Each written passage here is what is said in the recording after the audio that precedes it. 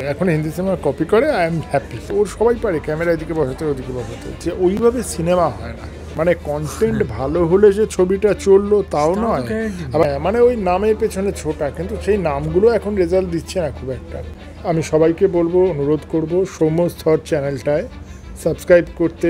প্রশ্নগুলো বেশ বুদ্ধিদীপ্ত, এই ধরনের প্রশ্ন কেউ করে না। আপনার ছবি কেমন গেল আর ট্রেলার কেমন গেল সবাই জিজ্ঞেস করে, তো এটা একদম অন্যদিকে চলে গেল ভালোভাবে।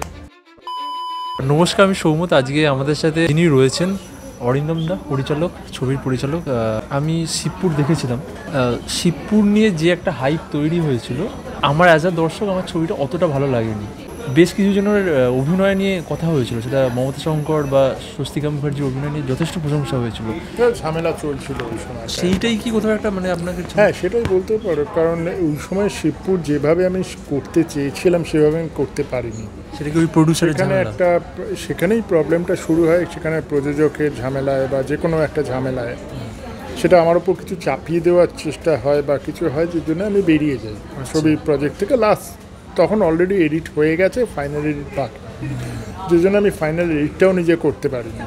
তো সেই অবস্থাতেই ছবিটা পড়েছিল এবং সেই অবস্থাতেই কিছু গান টান চাপিয়ে ছবিটাকে কোনো মতে বার করে দেওয়া হয় এবং তারপরে ছবিটা অনেকগুলো অ্যাওয়ার্ড পায়। এটা আমি অবাক লাগে যে এটা আমার ফাইনাল প্রোডাক্ট নয়, তাও করে এত অ্যাওয়ার্ড পেলো। হ্যাঁ, স্বস্তিকা নিজেই ফিল্মফেয়ার পেলো, WBFJ পেলো, অন্যান্যরাও পেলো, but that was not my final product.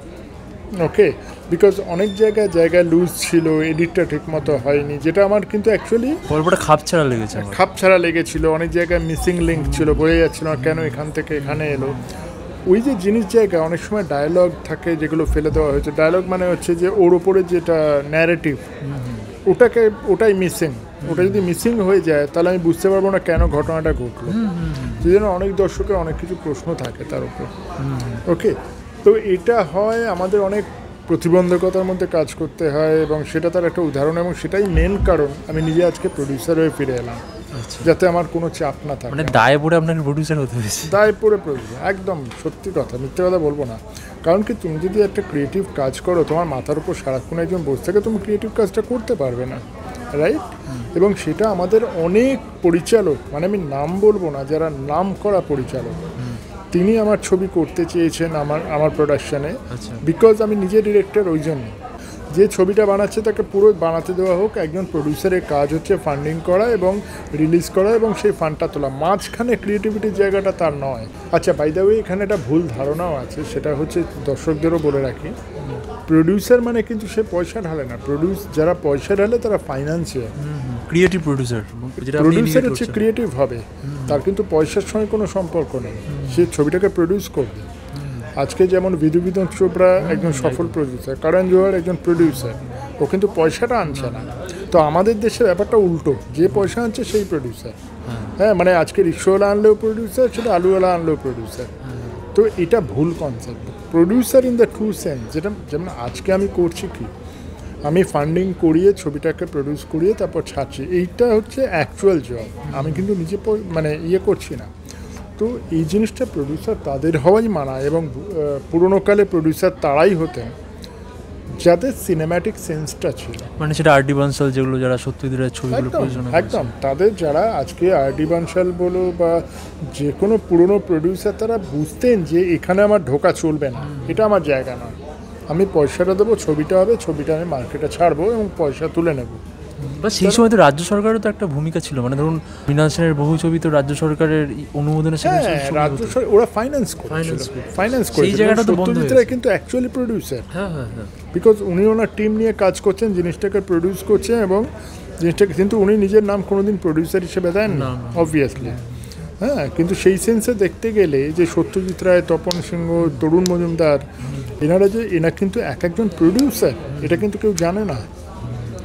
সবাই জানে যে পেছন থেকে পয়সাটা দিল সে প্রডিউসার, অ্যাকচুয়ালি তা নয়। এই কনসেপ্টটাই ভুল পুরোপুরি। কারণ তখন তো প্রডিউসার অতটা মাথা গলাতো না, মাথা ঘামাতো না। কারণ যখন তরুণ মজুমদার পলাতক করছে, যখন বলছে যে আমি উত্তম কুমার ছাড়া আমি অনুপ কুমারকে নেবো, সেখানে তো একদম উত্তম কুমার অনেক ছবি প্রডিউস করেছিলেন, তিনি পয়সাটা ঢেলেছিলেন এবং তিনি খেটেছিলেন ছবিটার পেছনে, ছবিটাকে দাঁড় করানোর জন্য। এই যে ধরুন বেশ কিছু হিরোরা এখন ধরুন প্রডিউসার হয়ে গেছে, মানে বাংলায় তো আর সেইভাবে প্রযোজক নেই ধরুন। হ্যাঁ, মানে এটা না কিছু, এটা আমি বলবো মিক্স।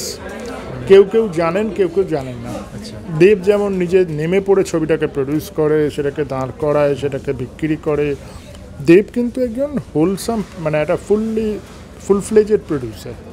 ও টাকাটাকেও আনে, ও টাকাটাকে ইনভেস্ট করে, নিজে দাঁড়িয়ে ছবিটাকে ইয়ে করে এবং ফাইনালি সেটা রিলিজও করে এবং টাকাটা তুলে নেয়। এই যে পুরো অ্যাক্টিভিটিটা করলো, এটা কিন্তু দেব নিজে দাঁড়িয়ে করে।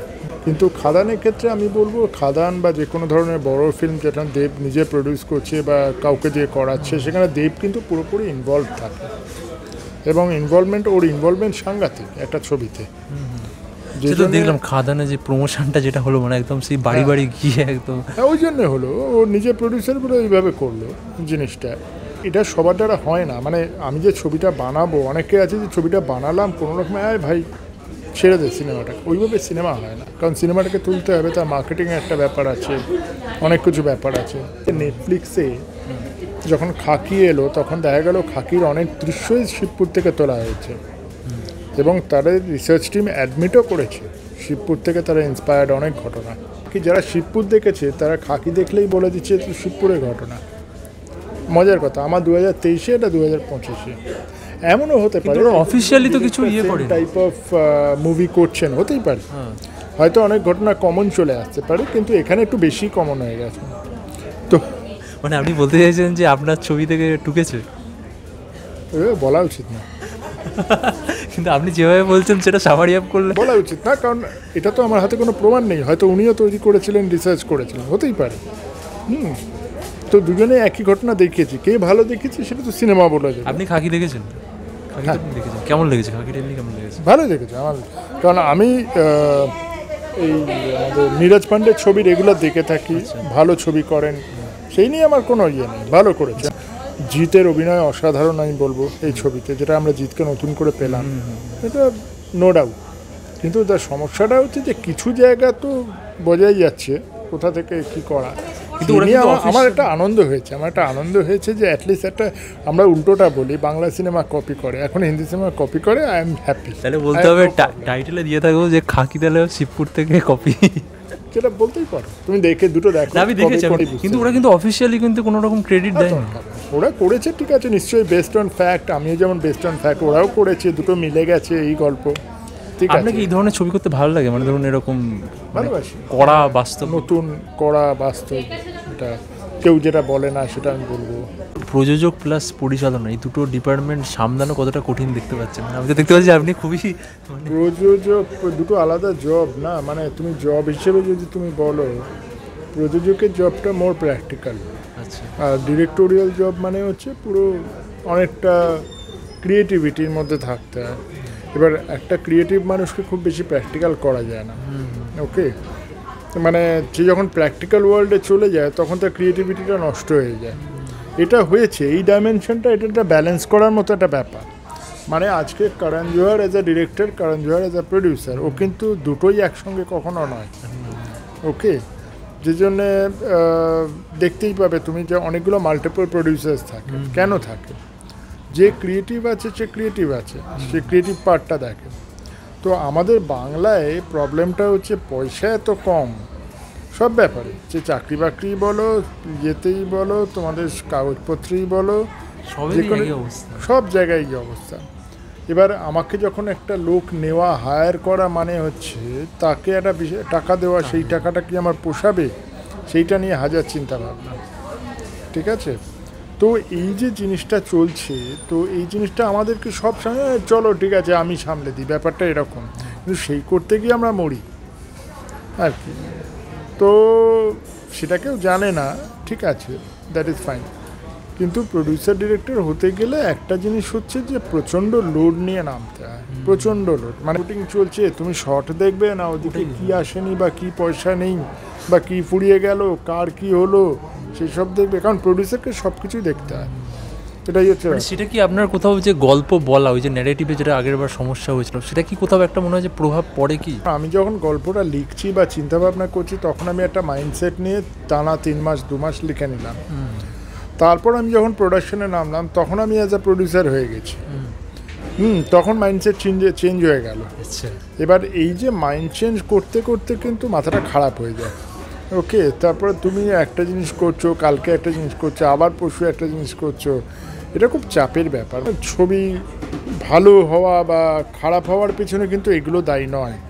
ছবি খারাপ হওয়া ভালো দেওয়া কিন্তু স্ক্রিপ্ট, মানে যেটা প্রিতে তোমার চলছে। স্ক্রিপ্ট লেভেলে ভালো হয়, তখন তোমার প্রোডাকশন লেভেলেও মানে শুটিং লেভেলেও যদি কিছু একটু এদিক ওদিক হয় তাহলে কোনো অসুবিধা হয় না, কারণ স্ক্রিপ্টটা তো স্ট্রং।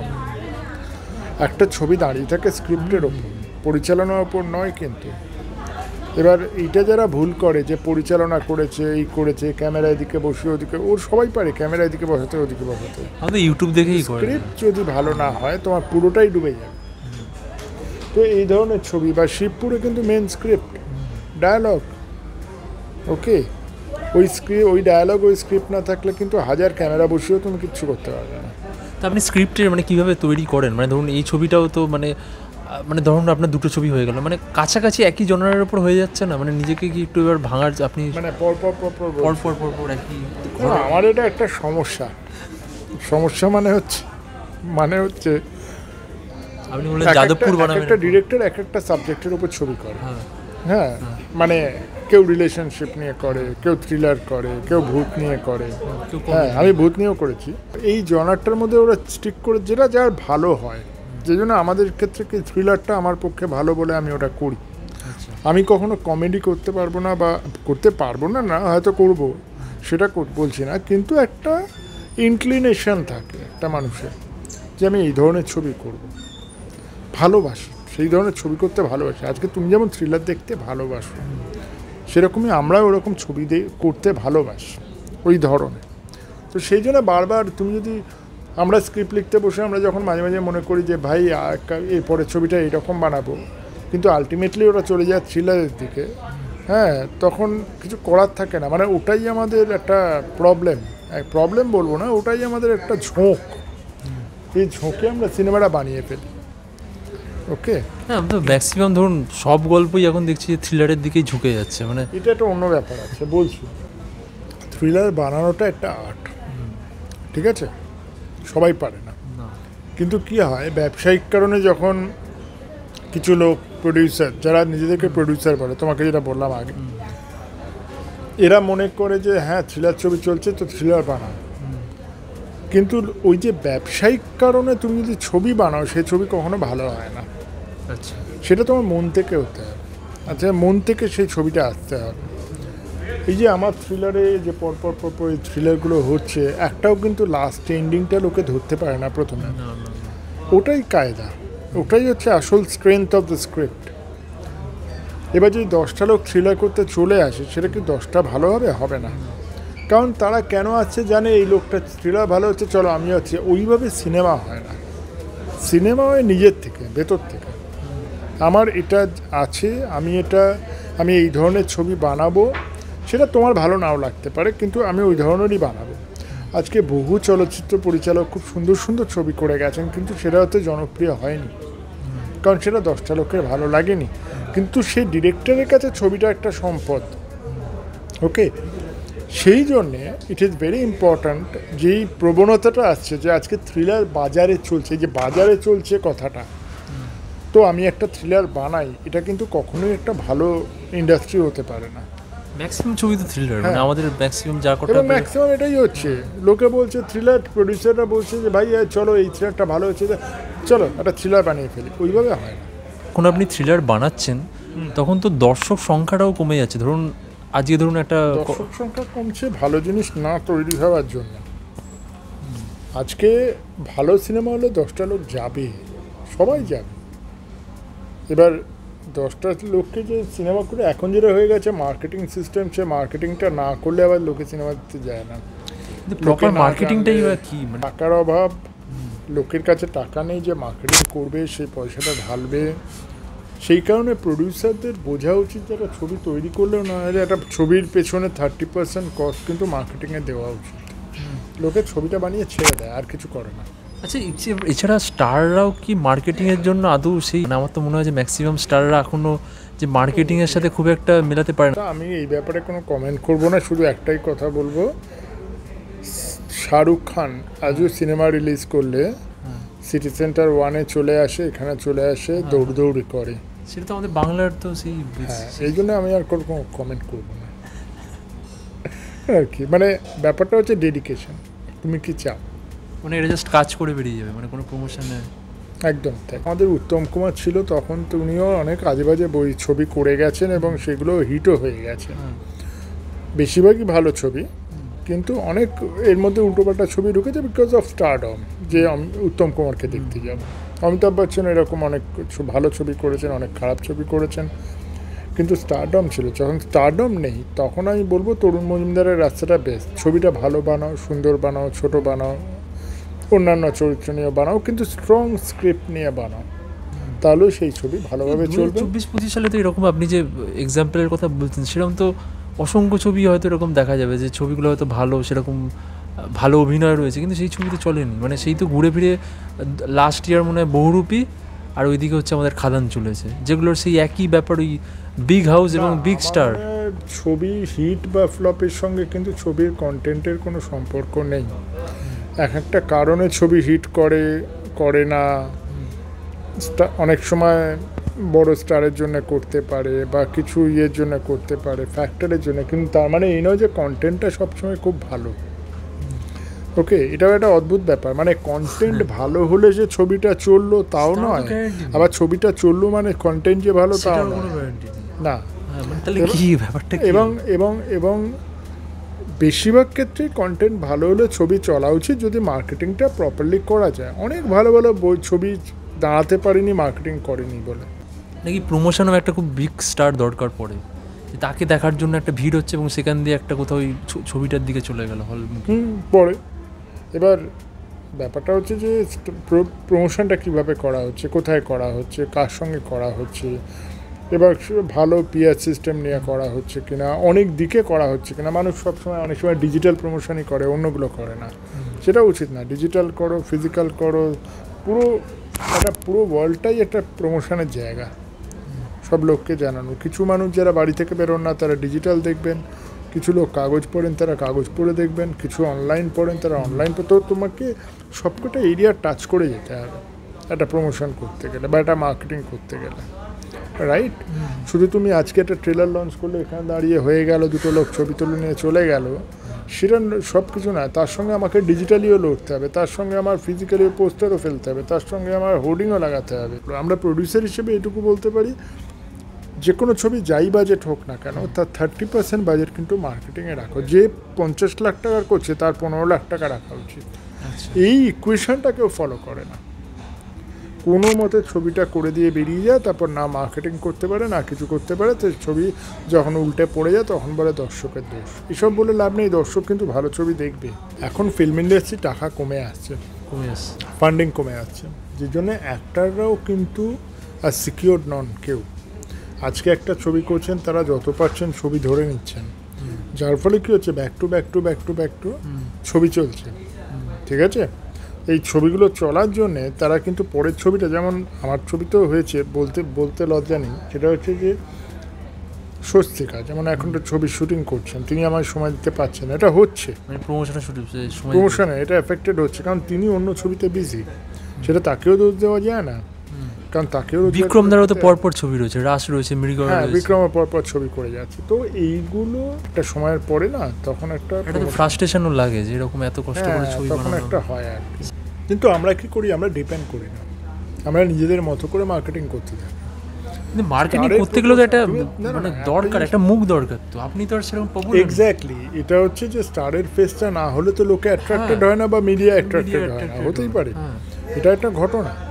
কিন্তু কি হয় যে যখন একগাদা লোক, যখন একই স্টার যখন 10 জায়গায় ঘুরছে বা বেড়াচ্ছে বা কাজ করছে, তখন একটা এফেক্ট হয়। আর সেই শুধু একটা এই ইভেন্ট এলো, দুটো ইভেন্ট এলো, এসে চলে গেল, সেটার আলাদা এফেক্ট। কিন্তু তুমি একটা জিনিস চিন্তা করো, এটা তো উল্টো দিকটাও আছে।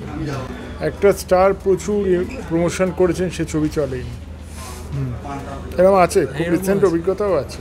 কোন ছবির কথা বলছেন সে বলতে পারবো না, তো যাই হোক, তো সেটা ডিপেন্ড করে। আজকে আমি বলছি, আমি কথা বলছি, তোমার ধরো পুজোর সময় টেক্কা, টেক্কার সময় বা অন্য কোনো সময় অনেক ছবিতে অনেক প্রমোশন করেছে। মানে টেক্কার কথা আজকে বলছেন? আমি তো বলবো যে মানে খুলে বলুন। আমি নাম বলবো না, আচ্ছা, তো তোমার চোখের সামনে তুমি দেখতে পাবে যে রিসেন্ট কিছু ছবি প্রমোশন হয়েছে, খুব ভালো মানে বলছে স্টার এখানে ওখানে সেখানে সব জায়গায় গেছেন, ছবি চলেনি। এবার কেন চলেনি, কি চলেনি, সেটা কন্টেন্টটা ছাড়াও একটা ব্যাপার হচ্ছে যে মানুষ, মানে তুমি যতই প্রমোট করো না, ছবিটার কন্টেন্ট যদি ভালো না হয় কিছু, সেটা আবার উল্টো দিক, সব মিলে একটা গন্ডগোলের মধ্যে চলছে আমি যে দেখতে পাচ্ছি ছবির পুরোটাই গন্ডগোলের মধ্যে। এবার ঠিক ব্যাপারটা করারও কোনো খুব একটা যে না, রাস্তা না, রয়েছে আমার সেটাও মতে নেই। হচ্ছে যে ভালো ছবি বাজেটের মধ্যে বানাও, ঠিক করে প্রচার করো, দর্শক আসবে, এটা হচ্ছে সবচেয়ে ভালো। চালচিত্র এখন প্রতিম গুপ্তার যে ছবিটা রিলিজ করেছিল পুজোর সময়, এবার পুজোর সময় ওর কিন্তু খুব একটা বেশি বিজ্ঞাপন Collection- হয়নি, কিন্তু কালেকশনও তো সেরকম হয়নি, মানে যদি না আপনি কালেকশনও সেরম না হলেও হ্যাঁ। একটা জায়গায় দাঁড়িয়েছিল, ছবিটা ভালো হয়েছিল অ্যাকচুয়ালি। কারণ ছবির প্রযোজক আমি জানি না কে, বাট উনি খুব একটা মানে loss প্রমোশন খায়নি। করেননি। হ্যাঁ। কিন্তু আপনি যেটা বলছেন পুজোর যে বক্স অফিস ছিল সেখানে চালচিত্র একদম লাস্টের দিকেই ছিল। মানে আপনি যে ছবিটার কথা বললেন টেক্কার থেকে বহুরূপী বেশি ছিল, বহুরূপী ফার্স্ট, টেক্কা অনেক কামিয়েছে, টেক্কা অনেক কামিয়েছে। অনেক কামিয়েছে। মানে সেইখানে তো ওই ভালো ছবি যেটা আপনি বলছেন সেটা করেও যে খুব লাভের লাভ হচ্ছে, সেটাও তো খুব একটা লাভের লাভ হচ্ছে না। না দেখো, তুমি যদি লাভের লাভ কথাটা বলো না, এখন বাংলা ছবিতে প্রবলেমটা হয়ে গেছে, অনেকগুলো প্রবলেম হয়ে গেছে। প্রবলেম হয়ে গেছে ঠিকমতো গল্প না থাকা, ঠিকমতো ডিরেকশন, এটা হচ্ছে ফার্স্ট। এবার হল না থাকাটাও মনে হয় একটা বিরাট- হল না থাকা একটা সমস্যা, ডিস্ট্রিবিউশন প্রপারলি না হওয়া একটা সমস্যা, মার্কেটিং না হওয়া একটা সমস্যা, মাল্টিপল সমস্যা। তারপর দর্শক, বেশিরভাগ দর্শক এখন সেই কারুর একটা মুখ না হলে বা সিরিজ মুখার্জির নাম না হলে সে যাবে না হলে, মানে এরা অদ্ভুত গোয়ার তুমি এসে গেছে। হ্যাঁ, কারণ সুপারস্টার না থাকলে হ্যাঁ, মানে ওই নামের পেছনে ছোটা, কিন্তু সেই নামগুলো এখন রেজাল্ট দিচ্ছে না খুব একটা। ওকে, সেটা হচ্ছে আনফর্চুনেট। দেবের একটা ভীষণ বড় গুণ আছে, এক্সপেরিমেন্ট করে, খুব ভালো এক্সপেরিমেন্ট করে, এবং সেই এক্সপেরিমেন্টটা করার জন্য করে যাওয়া উচিত। কারণ ও যে ধরনের ছেলে, খাটিয়ে ছেলে, এবং নিজের ছবিটা নিজে দাঁড় করায়, এক্সপেরিমেন্ট করে, ডিরেক্টরদের পূর্ণ স্বাধীনতা দেয়, that is very good from the producer stand point. এবং আমার মনে হয় একটা পরিকল্পনা আছে, মানে এরকম যে হ্যাঁ, মানে একটা ও খুব কিন্তু strong দেখো, blueprint ওর- রয়েছে। ওর ডিরেক্টরগুলোকে দেখো, সব নতুন নতুন কিন্তু। ডিরেক্টর। হ্যাঁ, হ্যাঁ, উইচ ইজ আমার খুব ভালো লাগে ওই জন্য, যে জিনিসটা যে ও যে লোকগুলোকে সুযোগ দিচ্ছে, দাঁড় করানো করছে, কেউ পারছে না, হোয়াট এভার, হ্যাঁ, কিন্তু সুযোগ তো দিচ্ছে। লাস্ট প্রশ্ন, আপনি বিক্রমকে নিয়েছেন, সেটা কি কোথাও ওই ব্যবসায়িক দিক ওই জায়গাগুলোকে মাথায় রেখে? না, সেরকম কিছু না অ্যাকচুয়ালি। না, আমি যখন এই চরিত্রটা, দেখো আমার কাছে যদি স্টার ভ্যালু হয় তো এখানে স্বস্তিকা অলরেডি আছেন ছবিতে। তো যেখানে তোমার বিক্রমের যে চরিত্রটা, সেটা হচ্ছে যে একজন একটা rough and tough police officer. তো সেই পুলিশ অফিসার যদি, মানে সেখানে আবির পরমেরা অনেক পরীক্ষিত হয়ে গেছে, মানে এরকম ক্যারেক্টার করেওছে প্রচুর করেওছে, এবং নতুনত্ব কিছু নেই। আমি একজন নতুন কাউকে চাইছিলাম, যেই জন্যে আমার বিক্রমের কথাটা মাথায় এখন এসেছে। তো বিক্রমের একটা ক্রেজও তৈরি হচ্ছে আস্তে আস্তে, হ্যাঁ, যে মানে দর্শক আমরা তৈরি না হচ্ছে। ওইভাবে ছবি করি না যে কার কতটা ক্রেজ আছে, কি কতটা হিরো সুলভ, এইসব বলে লাভ নেই। কিন্তু আপনি তো যখন প্রযোজক হিসেবে ভাবছেন, সেটা তো একটা মাথায় রাখতে হচ্ছে যে এই যে এদের একটা ভ্যালু তৈরি হচ্ছে। একদম একদম, মানে এটা সেটা তো একদম সত্যি কথা। অ্যাজ আ প্রডিউসার আমাদের মাথায় রাখতে হচ্ছে কটা ফেস আছে, সেটা ছবির সঙ্গে যাবে কিনা, আমার ওটিটিতে পয়সা আসবে কিনা, এইসব নানান গল্প। কারণ আপনি স্বস্তিকা মুখার্জির কথা বলছেন, স্বস্তিকা মুখার্জিকে দেখে তো আর মানে প্রচুর হলে লাইন দেবে এরকম তো নয়। স্বস্তিকা মুখার্জির দর্শকটা ওটিটির কারোর দর্শক। জন্যই দেবে না, উত্তম কুমারের পরে কারোর জন্যই দেবে না বলে লাভ নেই।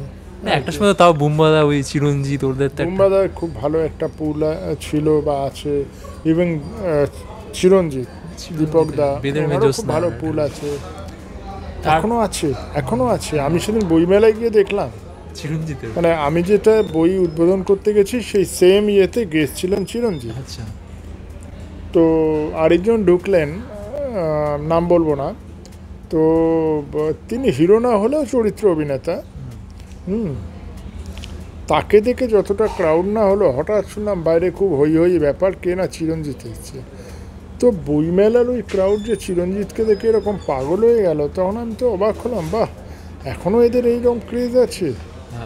সেই সময়কার হ্যাঁ একদম সেই আর কি বেদের মেয়ে জ্যোৎস্না 90 দশকের ছবি। পুরো বাজার এখন দেবজিৎ আছে, দেব কোথাও গেলে ফাংশন করলে একটা পুল আসে, জিৎ হলেও তাই এখন দেবজিৎ বুম্বাদা এই তিনজন ছাড়া ক্রাউড পুলিং এখন কেউ নেই। Crowd pooling I am not saying যে তাকে দেখে সিনেমা দেখতে যাবে, ওকে কিছুটা ক্রাউড পুলিংটা কিছুটা তো একটা রিফ্লেক্ট হয় মনে হয় হলে, সেটা তো আবার সেটা চান্সটাও প্রবাবিলিটিটা বেড়ে ফ্যান যায়। ফলোয়িং আছে, হ্যাঁ, একটা ইয়ে আছে, কিন্তু তার সঙ্গে সিনেমার কন্টেন্টের কোনো সম্পর্ক নেই।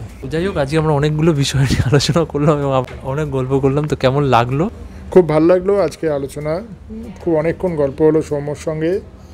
আমি সবাইকে বলবো, অনুরোধ করব সৌম্য's থট চ্যানেলটায় সাবস্ক্রাইব করতে। সবাই দেখুন, খুব ভালো ভালো ভিডিও দেখতে পাবেন, ভালো ভালো কন্টেন্ট দেখতে পাবেন। বাঁচিয়ে রাখুন বাংলা সিনেমাকে, বাঁচিয়ে রাখুন বাংলা চ্যানেলকে। প্রশ্নগুলো বেশ বুদ্ধিদীপ্ত, এই ধরনের প্রশ্ন কেউ করে না। আপনার ছবি কেমন গেল আর ট্রেলার কেমন গেল সবাই জিজ্ঞেস করে, তো এটা একদম অন্যদিকে চলে গেল ভালোভাবে। তো ঠিক আছে, গুড।